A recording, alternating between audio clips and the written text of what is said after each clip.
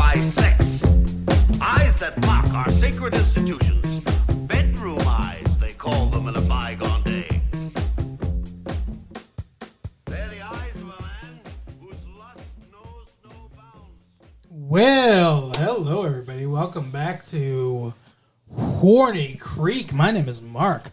With me, as always, is my wife, Carol. How are you doing today, Carol? Hey, what's up? Not much. It's been a good week here. It is May 25th, 1999.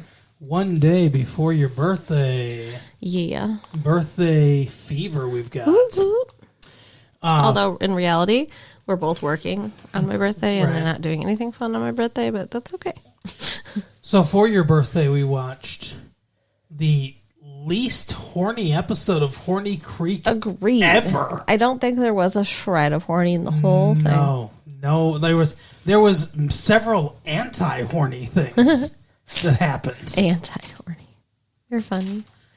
Yeah. So, this episode starts, as usual, in Dawson's room, not like the last one, which was weird. Yeah, well, as soon as I saw they were watching The Age of Innocence, I was like, oh, okay, this is not going to go well. Oh, really? Yeah.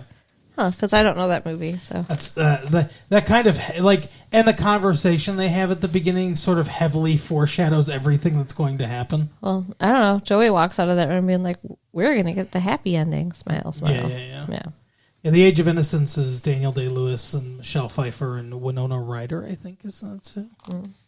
Yeah. But we had discovered last week that Joey's dad was smuggling drugs, right? Yeah, cocaine. And Dawson doesn't know what to do. I feel like Dawson should have stayed the fuck out of it. That's I agree. what I think. I mean... The police were already kind of onto him. Just let it, let whatever is going to happen. Yeah, let it play out. But, you know, he's Dawson. So. You just ignore it. You just pretend you didn't see it. He is the most, like... black and white. And Joey calls him out on that, too. Mm-hmm. Like, he sees the world in black and white. He does, yeah. And that's not a good trait. Not usually, no. But he has a discussion with his mother after, you know, the beginning with, like, like Joey's like, I like movies like this, where it's, you know, it's sad movies and unrequited love and all that stuff and everything. And Dawson's like, I don't know, how can you like this stuff and everything? And she's like, because it, like, you know, it's their love is so strong that it, like, they love each other despite the fact that, like, all these circumstances aren't going to make it work out or whatever. And he's like, I don't know, I'm like, whatever. And she's like, well, we're getting the happy ending. And then he goes, then he doesn't get a happy ending. And he goes downstairs and talks to his mom about, hey, if you knew somebody who loved somebody, but the somebody that they loved is doing really bad things, what should you do? Yeah. And he's like, and her mom's basically like, well, there's two things you can do. She doesn't mention the third thing of stay the fuck out of it. Right. There's two things you can do. You can either go to the person who loves the other person and tell them what's going on and be like, hey, you know, warn them about it. Or you go to the person they love and say, hey, what you're doing is going to hurt this other person or whatever. And he's like, ooh, that's a good idea. So he goes to pick up Joey or whatever, and the dad's like, hey, Dawson, what's up? Everything's good. And Dawson's like, yeah, everything legal? It's like very obvious. Yeah, and they're like staring each other down. And I mean, he calls him right out on it. He does. And like, then when Joey comes out, he says something about, like, they're talking about heroes or what. I don't remember exactly. And he's like, some situations are too tragic to have a hero. Oh, that's way later. Is it? I thought that was right then. No. Never mind. That's way later. Never mind. But yeah, I mean, like, he fucks with her dad, so now her dad's all paranoid. It's not cool. And then he and the dad do have a conversation by themselves later. And the dad's like, so I guess you saw some stuff or whatever. And he's like, yeah, you know, you should fucking, if you care about your daughters or whatever, you should stop. You should get out. He's like, what if I can't get out of it? He's like, you should try as hard as you can to get out of it. See, and like, that's the thing, is that Dawson doesn't understand that there are things going on there that maybe he can't get out of it. Maybe he's choosing the lesser of two evils. Maybe, like, you know, he was involved with these people before prison or met them in prison and they have something on him. Like, he doesn't know anything. Yeah. He's just making all kinds of assumptions. Exactly. It's really bad. It's a very bad situation. But they also have finals that's going on. That's the this title is called Parental Discretion Advised. This episode is all about parents and their children. Yeah, parents advising their children because they have the dad, Joey's dad and Joey have stuff going on. Pacey's dad and Pacey have stuff going on. Dawson has stuff going on with his parents. And I guess there's a bit of Andy and her dad because they talk about that. And Jen and Graham's who's her parent. Her parental advisor, yeah. Or parental figure. Yeah. So, it's a heavy, heavy episode. Yeah. I mean, there are like essentially 4 different storylines kind of going on here. There's the Dawson, Joey, and her dad storyline. There's a very small storyline between Dawson and his parents. And then there's Jen, Jack, and Graham's. And there's Pacey and his dad. And Andy's kind of mixed into there. Yeah. So I don't know how you want to attack this episode. If you want to go storyline by storyline, if you want to go chronologically, or how you want to do it. Let's do storyline. Okay, so you start where you want to start. Well, we already kind of started with Dawson and Joey. Let's do that one. That's the main story. So, yeah, so Dawson lets him know he's on to him. Prior to that, though, he's, like, helping him, right? Was that last week's episode? Helping him what? Like, building the bar and stuff? That was last week's episode. Because it seemed like they were going to have such a nice and good relationship. And that's so sad. And they look so much alike. Oh, yeah, that's fucked up. With the same hair or whatever. But yeah, so this episode, they decide to study for finals at the ice house. Yeah, the ice house is closed down while the renovations are going on. While the drug trafficking is going on. Exactly. And so, yeah, they're like, well, we'll study for finals there. And by the way, this gets in a little bit, not really gets into a little bit, but Pacey's dad, who's the chief, is like kind of keeping an eye on everything that's going on there. Well, yeah, and prior to this, we find out from his dad. I guess the storylines kind of go together, so we should talk about that too. We find out from his dad that he did not do anything during his finals. He just sat there. Yeah, he didn't write anything. Yeah. And so he's giving up again. If Andy's not like right there next to him, he can't do it. Like, that's ridiculous. Yeah. Well, I mean, he's depressed. I get it, but like, Pacey, come on, pull your head out of your ass. Well, and that's probably the sentiment his dad was trying to get across. Yeah. Very poorly. That man does not know how to communicate in any way. I don't understand how he got to the place in life where he is. Yeah, no shit. But yeah. So he's a horrible drunk, too. Yeah. And he's just verbally abusive and mean to Pacey. Like, no girl's worth it. And, don't ruin your life over some girl. And it's like, your son's obviously going through something. Why don't you, like, talk to him? Yeah, exactly. But he doesn't know how to do that. No. And Pacey's like, stop harassing Joey's dad, and everything and stuff like that. And everything. Yeah, at one point he says, and this is cutting. I mean, this kind of gets into Pacey and his dad's thing too. But at one point he says to his dad, even if her dad is like dealing drugs again and stuff like that, he's still 10 times the dad you ever were. Well, isn't that after what he did to him though? Because like, yes, yeah. I mean, like his dad fucking. We'll just talk about it. His dad fucking punched him in the face. His dad, slapped him or something, right? Was it a slap? I thought it was a punch, but either way, he assaulted him. He hit him, yeah, because he's like, Pacey says something back to him or whatever, and like, yeah, his dad slaps him, and then later they're in the bar or the ice house after something happens. We'll get to, and there are other police officers in there walking around and stuff like that, and he's like, oh, Pacey, like, fucking whatever, like, you are a chicken shit or something like that. You're a fucking loser. And he's saying all this in front of the other officers. He's like, yeah, my loser son over here or whatever. And, he's like, shut up, Dad, or whatever. And he's like, I'll tell you what, he says something about Pacey, and he's like, yeah, you and your screw loose girlfriend or something like that. Your girlfriend with a screw loose. And then Pacey punches the dad. This is after the dad's already hit Pacey. But Pacey punches his dad. And, he gets into his face and he's like, yeah, you can fucking say whatever you want about me. I'm a loser or whatever and shit like that. He's like, but if you ever say anything about her again, I'll kill you or something like that. Yeah. And the dad, I think, to save face in front of his deputy, since he's just been fucking hit by his son, is like, at least, finally you grew a pair, Pacey, or something like that. Yeah. Like he respected him punching him. Was just fucked up. Ridiculous. And that's when Pacey says, even if her dad's dealing drugs, she's still 10 times the dad you ever were. But then, later he talks to Pacey. Well, yeah, they have a resolution to that storyline. Yeah, do you want to get into that now? Let's just finish it. Okay, so, they mention a couple times phone calls because Pacey's like, oh, did anybody call or whatever to him, to the dad, because he's obviously waiting for Andy to call, because he talks to Jack very early in the episode about how Andy hasn't called yet, and he's like, oh, she'll call, I'm sure everything's with her, and the first time he asks him, he's like, yeah, the school called and said, you didn't fucking do your finals or whatever, and then. So this is after they punched each other and everything, and it's like... I think it's the next day even, maybe. Yeah, it is the next day. He's by the pier. Pacey's by the pier, and his dad walks up, and he's like, what are you fucking doing here?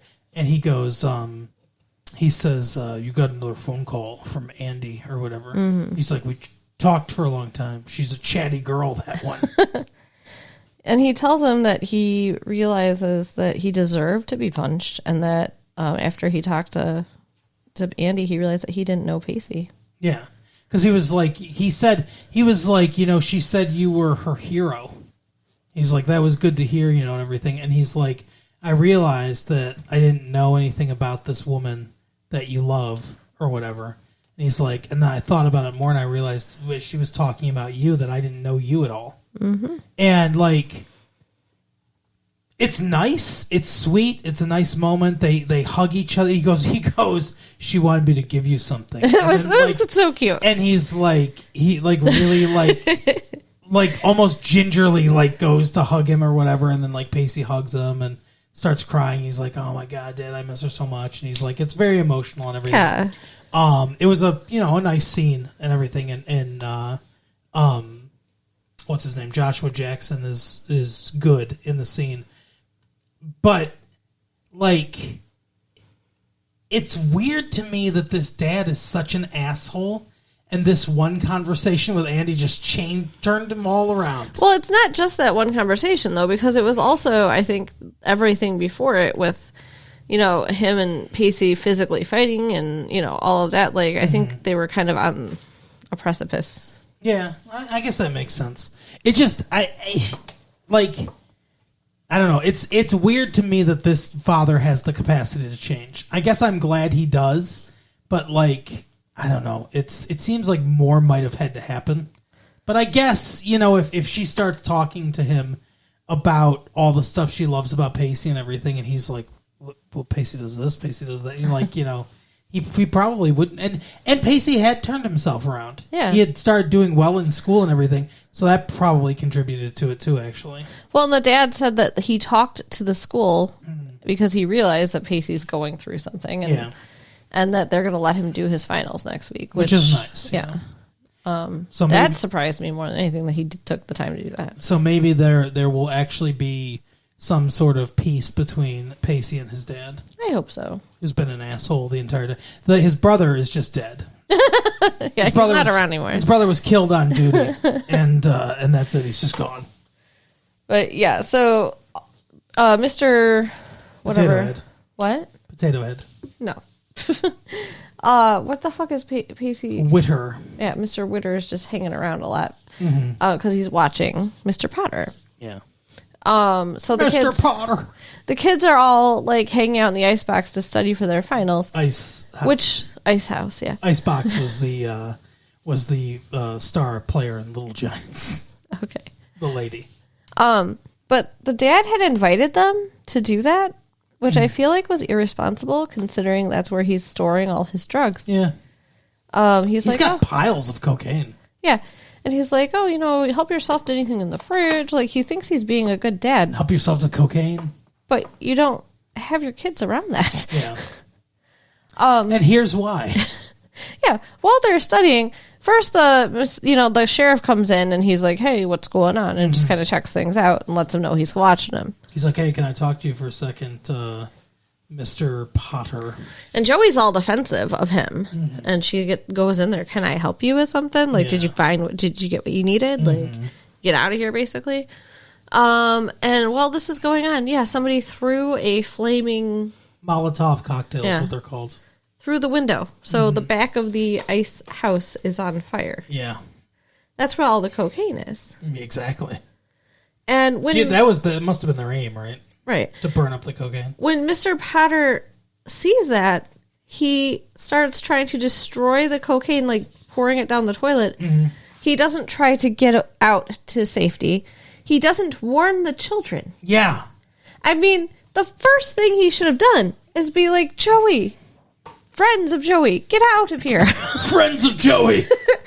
But he doesn't give a shit about anyone but himself. He could have put all those bags of cocaine in like his pockets or whatever, or a duffel bag or something like that, or a plastic bag, and ran out, warned them, and taken it out of there. If he was worried like, oh, there's a fire, there's going to be a fire investigation, I don't want them finding the cocaine, then he could have done that. Yeah. But, so instead he's back there trying to destroy the evidence. Kind of flush it down the toilet. And when the kids smell smoke and go to investigate, he's still back there. And Joey is freaking out because she's like, oh my God, my dad's going to die, which he totally would have 100%. If they hadn't come and saved him. Yeah. And, like, Dawson gets the fire extinguisher and busts out the window so he can get out and, like, puts out the fire. Like, he is the hero in this situation. And Mr. Witter comes in there, too. It's both of them, like, coming in there and everything. While the fire department gets there, Dawson pulls Mr. Potter out and everything. And she's all happy. Oh my God, you're the hero. She doesn't. I don't think she said that. Did she say that? Because when he first comes out with her dad, she runs up to her dad and hugs her dad and doesn't even hug or acknowledge Dawson, who just saved her dad. I noticed that too, but I felt like that was not her ignoring him, more her because they saw him trapped back there. And when she got pulled out, Dawson wasn't trapped back there. So I think all her worry was for him because he was the one that was trapped and everything. But later, when she gets checked out and she goes, I'm all, good or whatever, and she looks at Dawson, she's got a big smile on her face, and she's like, they want to see the hero next. And she talks to him. And he's like, I'm not a hero or whatever. And that's when Mr. Some Potter... situations are too tragic for a hero, I got it. That's when Mr. Potter is like, no, you saved my life, Dawson, you're the hero. And he looks right at Joey and says that. Yeah. Some situations are too tragic to have a hero. Which this is one of them. Stupid thing to say, because it's not even true. Like, any situation can have a hero, no matter how fucking tragic it is. Exactly. What does he mean? It's a tragedy that Mr. Potter didn't die? That's pretty fucked up, actually. I don't get that. But Mr. Potter... obviously knew that somebody was upset with him or something. You know what I mean? This couldn't have been that big of a surprise. I think a Molotov cocktail into your place of business is always a surprise. But I think that, he probably knew someone was upset with him. Apparently, it's his competition. Mm-hmm. Which is so he's stepping on people's toes to do this, too. Yeah. There are so many reasons not to do this. But I mean, I'm disgusted that he didn't try to save his daughter. He tried to get rid of the cocaine so he wouldn't have to go back to jail. Yeah.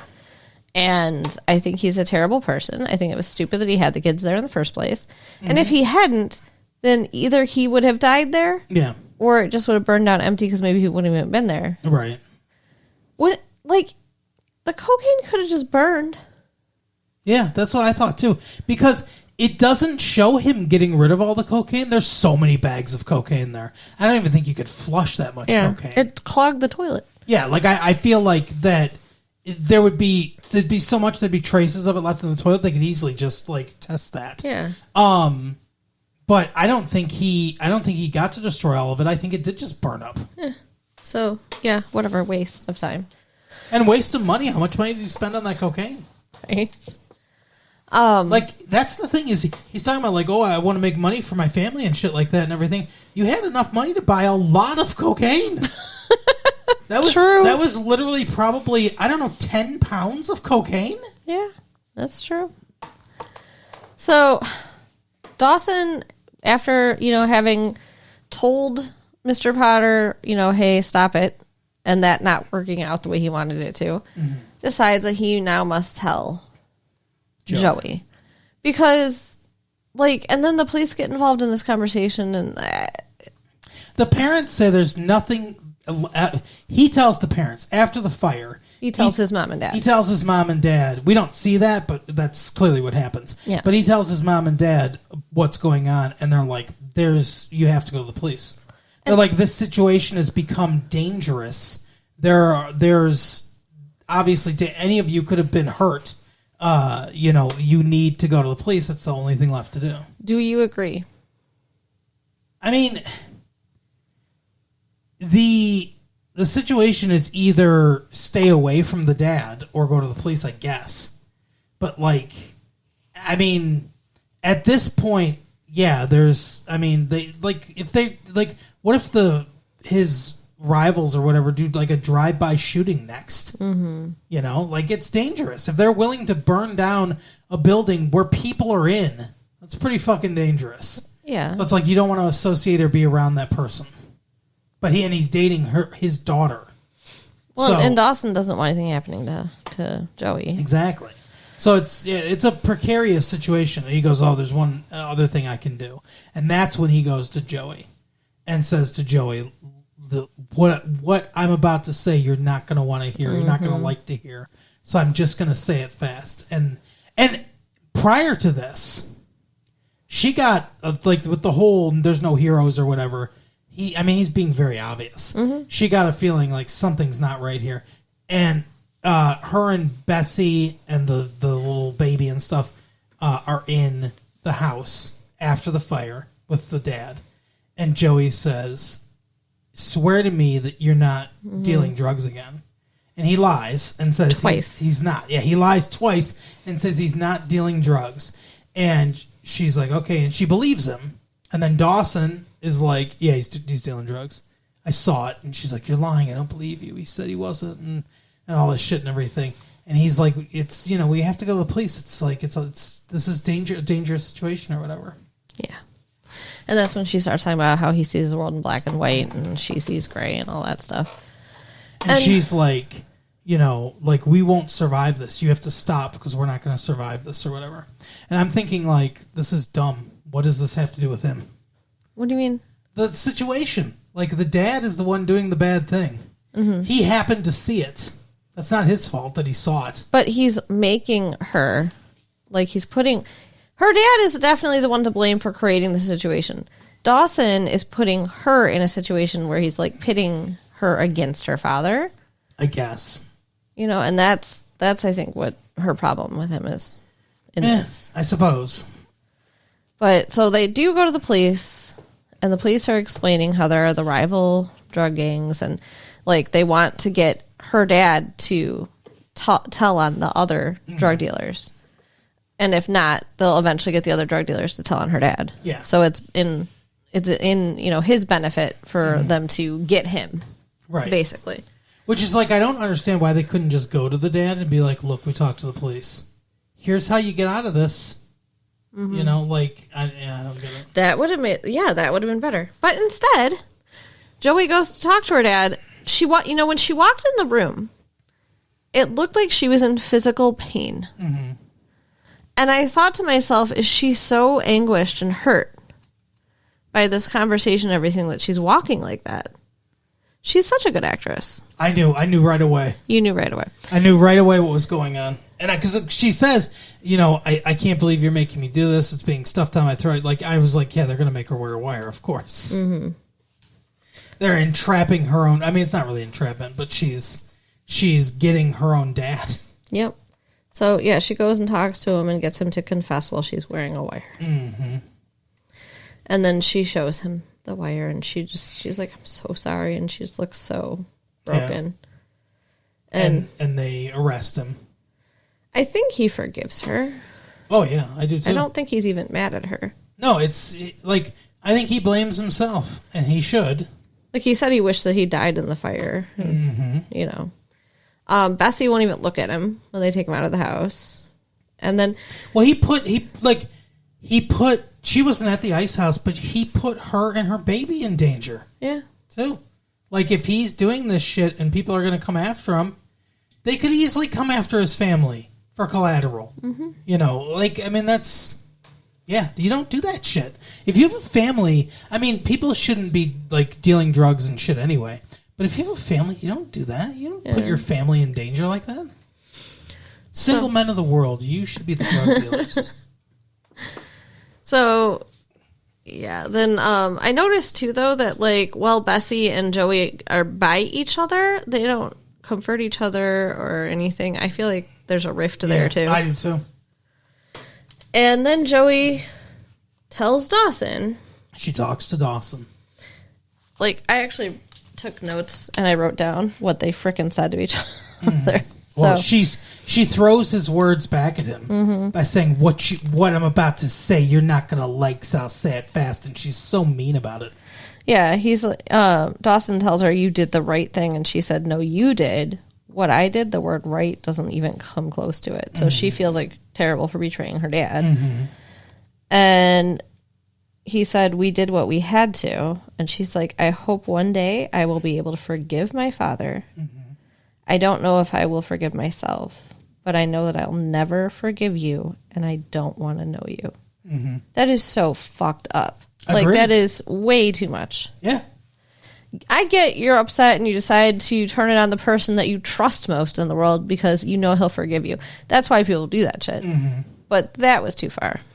And he doesn't even get mad. He doesn't cry. He just says, bye, Joey. Yeah. And then, like, that's actually the end of the episode, I think. Or, yeah, I think that's the end of the episode. But, like, it's annoying to me for two reasons. It was emotional and everything and great and stuff, and it caused emotions in me and everything. But it's annoying because they keep breaking them up and getting them together. And it's like, I don't know. Is Joey going to date other people? Probably, because they tried to do that before. Is Dawson going to date other people? Probably. And then eventually they'll probably get back together because that's what they fucking do with this couple. They just want them apart for a while so they can explore other storylines. So that's one. But two, like, I hate how they continually make Joey a bitch. Like, she's not. Like, there are times like this where all of a sudden her character, it's not, she's such a good actress that it doesn't feel like a complete character turn. It feels still kind of in character for the character, but it's not, I don't think this is this reaction I don't think is fully true to the Josephine Potter character. Well, yeah. It's close, but not fully. Especially because if we recall last season, Dawson had to, like, force her to even go talk to her dad. Yeah, exactly. So she's done such a huge change there that, like, she's going to end her relationship with Dawson over her dad? Yeah. What? Like, I get her being mad. I get her saying, like, Dawson, you know, like, you see the black and white stuff and everything, and, like, you know, and I see things in gray and stuff, and that's something maybe we need to work on or whatever. Or, that's a maturity issue. He needs to mature more because as you mature, you see the shades, the nuances, of things. Yeah. She's more mature than he is because she's been forced to be more mature than he is, and that's what she's talking about. But, like, I can see her being upset at the situation, and like we said, it would have been better if he just stayed the fuck out of it. If he just didn't say anything to anyone, nothing to her dad, nothing to his parents. If he just pretended he didn't see it. That'd be better. Now, if he did that and the fire thing happened, maybe everything plays out the same way because then the situation is not good. Yeah. And something needs to happen at that point. But, you know, like, so I can understand being mad at him, but saying, like, he's the villain in the situation? No, absolutely not. Like, she's like, I'm very angry at myself for what I did. Okay, I guess I get that. And she's like, I'll forgive my dad one day. Why? Your dad's the one that your dad's the bad guy. Yeah. Your dad's the one that put you all in danger. You and your friends, by the way. Your dad's the one that was weak and decided, like, you know, things were going okay. You weren't going to be fucking millionaires, but things were going all right with your business and shit. Like, it's this whole thing's ridiculous. I can understand her being mad and being like, you know what, Dustin, I don't want to talk to you for a while. We'll be okay. I'm pissed, but I don't want to talk to you for a while. But no, she's like, oh, you know, get out of my life. I don't want to know you. That's ridiculous. That's like such a cutting way to end something. I don't want to know you. Mm-hmm. I don't like it. And I really wonder what will happen next season. Yeah. One more storyline, though. Yes. Jen and Jack and Grams. Yeah. So, Jen's, like, talking a lot about suicide. Yeah, this is fucked up. Like, so, spoilers, I guess, for the episode or whatever. But later, she admits that she's not the type of person that would commit suicide. But she's talking about it a lot through the episode, which I guess tracks. She's crying for help. Mm-hmm. And when the fire happens, she fucking just stands there like she's going to let the fire come get her. Yeah. Yeah. It was crazy. That was weird. Jack was like, hello, get out of here, you know? Got her out, but yeah, she was just standing there like, how long will that take to get to me? Yeah. But her and Jack are living at the house that's going to be sold. Mm-hmm. And they're talking about, like, she's talking about, oh, I've been doing a research paper or whatever for my final or whatever about teen suicide. And, like, you know, look at these numbers on teen suicide. Teen suicide's so hot, you know, stuff. She's like, oh, I want to fuck with teen suicide. But she's like, yeah, she's just talking about, like, all this shit and everything. And it's very, like, clear that she's saying, like, oh, I'm thinking about killing myself. Mm-hmm. Because she wants someone to be like, no, don't. But instead, her and Jack end up in an argument because she's talking to him. Yeah, and he's getting pissed off about it. And he's like, you know, you got to figure... Then he's like, we got to figure something out. We're going to end up homeless because they're selling this house. And, you know, you should talk to your parents and Grams and, like, yeah. Well, Grams comes up to her while they're on campus, about to go to their finals. And Grams is like, Jennifer, I want you to come home. And she's like, I've thought about it, and I didn't like the way everything ended. I want you to come home. And that's ridiculous. I was kind of mad because, like, you can't fucking kick her out and then be like, oh, I changed my mind. We're all good now. Yeah, you need to apologize. Yeah. Come with an apology first. Yeah, I did not like that at all. Even if you think that she needs to apologize to you, too, come with an apology first. But yeah, so she does that, and she does it the worst time at school when she's going into finals. And Jen's like, "Yeah, I have finals to think about right now, so like, goodbye." Mm-hmm. And I thought to myself, I was like, "Yeah, that's right. This is distracting for your final week of school or whatever." Yeah. But she says something like, "She's like, I'm with Jack now. I'm living with Jack now. I have a home now. We're taking care of each other." Yep. And she's like, she says, your situation's not the same as Jack's. You have a choice, and all this stuff. And so later, Jack, like, reiterates that. He's like, your Grams is right. We don't have the same situation. And then she freaks out, and she's like, you're trying to kick me out or whatever. You don't want me either. And he's like, no, that's not what I'm talking about. But, like, this house is going to get sold, and we're going to be fucking homeless. And you have a place you can go and a family to be with, and I don't. I mean, he does, technically. Like, his dad didn't say he could move to Rhode Island. His dad did not say he couldn't come home or anything like that. He wants him to come home, but he's going to put him in conversion therapy, right, exactly. Which is a good reason not to. Yeah. But so they have this big argument and everything, and then she goes to Grams. Towards the end of the episode, she goes to Grams' house, and she's like, I want to come back, but I have 3 conditions or whatever. And then... Do you remember what the 3 conditions? No, did you write them down? I think I did. Let me look. I remember the spirit of the 3 conditions. Right. But I don't remember the exact wording of all of them. I know the first one was something like... like we need to talk about why it didn't work out in the first place or whatever.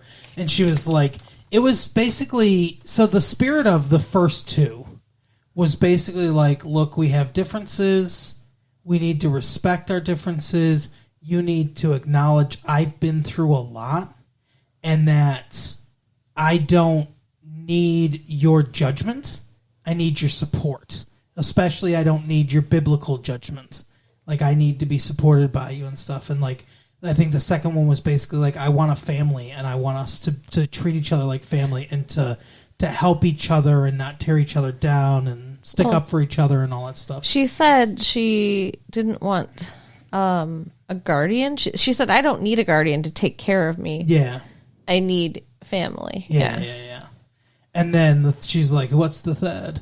And she's like, there's somebody else that is tired of being alone too. And Jack's sitting over there in the fucking And they both have suitcases, by the way. Right. They both show up with suitcases. Like, it reminds me of like the Labrador Retriever bringing home like a cow, a black cow, and being like, well, this is my friend. Like, it's another Labrador Retriever. It's black like me, you know. But she's like, well, I meant to clean out your grandfather's room or whatever. So apparently Jack's gonna live with them too. So I like that. Yeah. You know, they wanted to live together. Obviously, they couldn't live together unsupervised in a house that, like, is going to be sold out from under them. So, good solution.